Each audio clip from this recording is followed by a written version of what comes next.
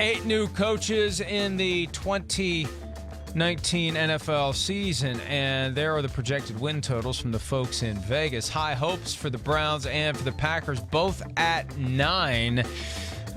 I can't get used to seeing the Browns have those expectations, but we better get used to it. Broncos and Jets at 7 each, Buccaneers and Bengals at 6 each, and the Dolphins and the Cardinals at 5 wins each. At least one new head coach has made the playoffs in his first year for 13 straight seasons. That happens when there's 6, 7, or 8 new coaches every year. The law of averages means one of these guys is going to turn it around. Matt Nagy did it last year with the Bears, became the coach of the year. And, this year...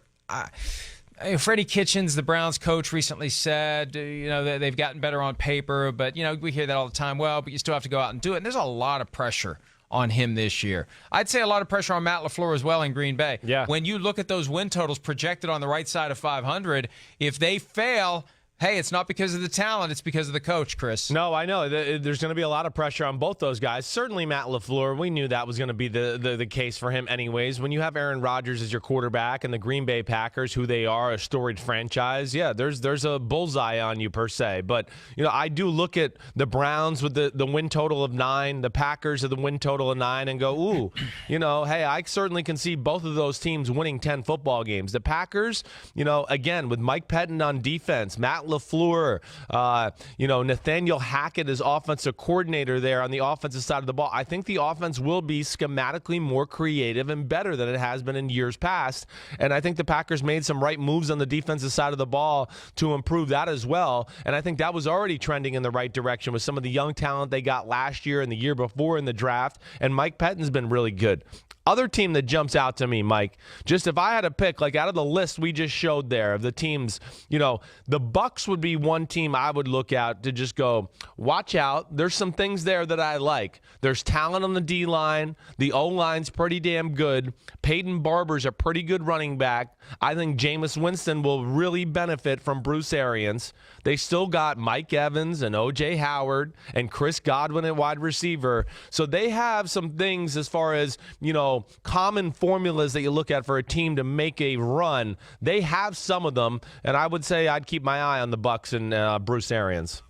Especially since there are real questions about the other teams in the NFC South right now. Can the Saints dig out of 0-0 for the second straight year after having a heartbreaking end of the season? Yeah. And is Drew Brees starting to lose the race with Father Time that he inevitably will lose? Where are the Falcons now? Where are the Panthers with Cam Newton and his shoulder injury and his commitment to play at 235, which may be a mistake? So I think there's something to that. And I think the Buccaneers, they're either going to go way over 6 or it's going to be a disaster. I think 6, 7, 8 wins, those are the least likely. I think it's going to be a great season or a horrendous season because it's either going to work or it's not going to work for the Buccaneers. I look at the Cardinals at 5, and it's amazing to me. How can we peg a win total for wagering purposes if we don't know what they're going to do with the first overall pick? Yeah, right. Because it changes everything if they get Kyler Murray. What if they go Nick Bosa instead and stick with Josh Rosen? So, if you have an idea what the team's going to do in the draft, that's going to shape what their chances are in the regular season. It does seem a little premature to be thinking about this, though, because what happens in the draft is going to change our view of what these teams are going to do during the regular season. Yeah, it definitely does. You're right. We don't have the complete picture of the football team right now. With the Arizona Cardinals, like you said, though, 5 wins, I don't know. I mean, hey, if they got Kyler Murray or Josh Rosen at a quarterback, I don't think it really matters. I think they're kind of dancing around maybe that 4 to 6 win, maybe 7 wins. Okay, maybe Kyler Murray's worth an extra win and some big moments late in the game to pull them through, whatever it may be. Regardless, there's just a lot of holes on that Cardinals roster with an unproven head coach. So I think that's why you see the win total there as far as 5 wins. It's just, again, I don't know if Kyler Murray's going to make that bump up a whole lot more. Maybe another win, Mike. Maybe it goes to 6 if they drafted him at number 1. Maybe 6, maybe 7. I don't know. Yeah. I mean, if he takes the league by storm like Baker Mayfield did last year, then maybe he's worth 2 or 3 or 4 more than 5, depending. But you got to factor in the competition as well. If the 49ers stay healthy, the Rams are the Rams. Right, the Seahawks are the Seahawks. Yes, they're going to have a hard. They could be scary. A better team Yeah, they could be a much better team in Arizona and still win only 4 games for the full year. How about the Jets at 7? Adam Gase, the new head coach. 3 of the last 4 Jets head coaches have made the playoffs in their first year on the job. Is it too much to think that Gase can, he knows that division well. He's going to be very motivated to play the Dolphins. We joke with him about that when he's on the show, and he says enough to make it clear those 2 games he's going to be highly motivated. He knows the Bills. He knows the Patriots.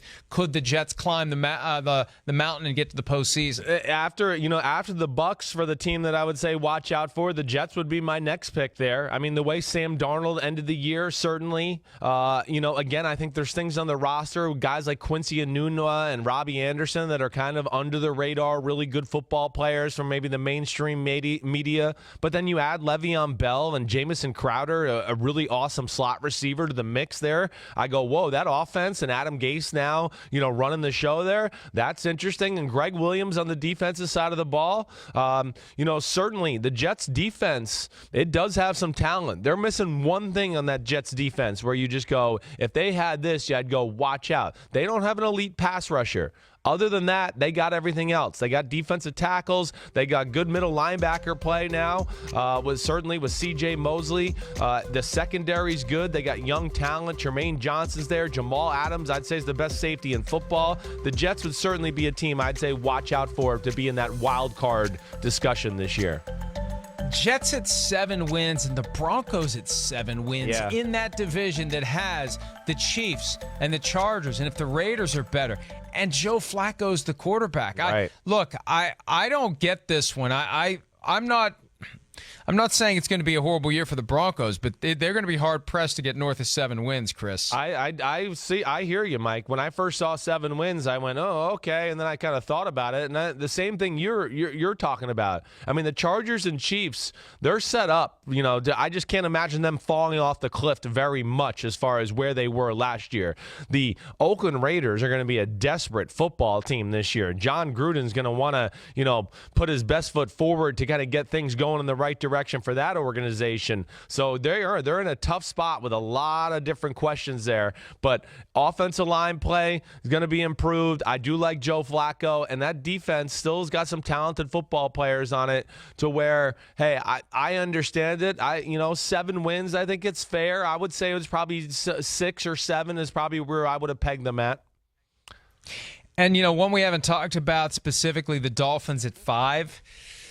I don't think they want to win 5. And I know that Brian Flores, the head coach, isn't going to come out and say it, but Stephen Ross, the owner of the team, he made some comments last week publicly and maybe not publicly indicating that they get it. They understand that this is going to be a rough year, and sometimes you have to do that to get to where you want to be. It's been 20 years since they had a franchise quarterback in Dan Marino, and if they want to set themselves up to earn that right to get a franchise quarterback, you need to have the bottom fall out for 1 year. And that's the great disconnect that the NFL will not acknowledge, that there is a true incentive to be as bad as you can be. If you know you're going to be as bad as you can be, because then you get the highest possible draft pick, and then you can get better faster, especially if you can get yourself a franchise quarterback. And we saw it with Baker Mayfield and the Browns. We may see it with Kyler Murray this year, and maybe the Dolphins will be the team we're talking about a year from now, Chris, who has earned that top spot in the draft and is hoping that they can get their Dan Marino. Yeah, well, they're not tanking, but they're rebuilding. They can say whatever they want.